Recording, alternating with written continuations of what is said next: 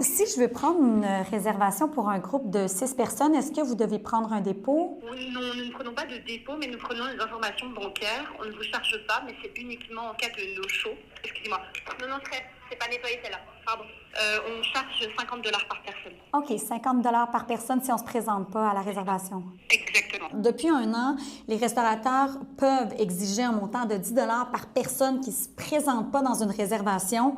Mais là, comme on vient de le voir, il y a des restaurateurs qui vont au-delà de ce que la loi le permet. Je suis serveuse de métier où je travaille, on le fait pas. À part pour les gros groupes où est-ce qu'on a mettons, la préparation à faire. Fait que, comme plus que 20 personnes et tout, ça, on va charger un frais parce que ça nécessite qu'on book plus d'employés, la nourriture, ça. C'est souvent des contrats qui sont adaptés à chaque client là, pour savoir, mais c'est signé d'avance, dans le sens que si le client se présente pas, il y a un contrat qui est fait vraiment. Si au moment de la réservation en ligne, le client décide de cocher les conditions de réservation, que le client donne son numéro de carte de crédit ou signe une entente avec le restaurateur, est-ce que la loi prévaut toujours? La loi sur la protection du consommateur prévoit elle-même qu'un consommateur ne peut pas renoncer à ses droits.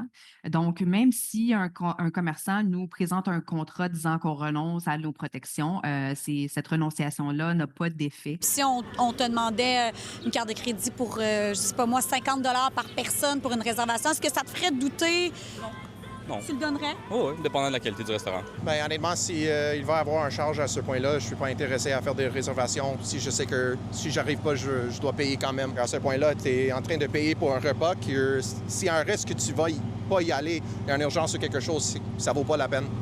Tu vas payer pour rien. Est-ce que vous avez eu des appels, peut-être des questions à ce sujet-là? J'ai regardé pas toute la base qu'on a, là, mais on a eu peut-être une dizaine de questions là-dessus. Et je vous dirais qu'en matière de restauration, la question qui vient le plus souvent, c'est les pourboires. L'Office de la protection du consommateur nous a confirmé avoir reçu 14 plaintes depuis l'entrée en vigueur de la loi il y a un an.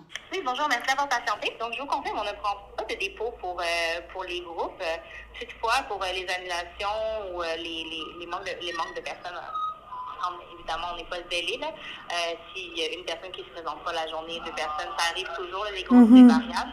Mais pour les annulations drastiques, on respecte les pénalités prévues par la loi. Ça, c'en est un qui respecte les lois. Joigne par courriel, l'Association de restauration du Québec indique que plusieurs de ses membres ont mentionné que le montant de 10 $ était insuffisant pour punir les clients qui étaient récalcitrants.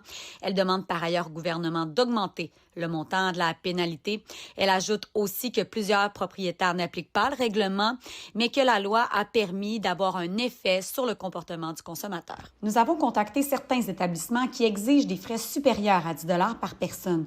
Aucun d'entre eux n'a retourné notre demande d'entrevue. À Montréal, Marc Cassima pour Nouveau Info.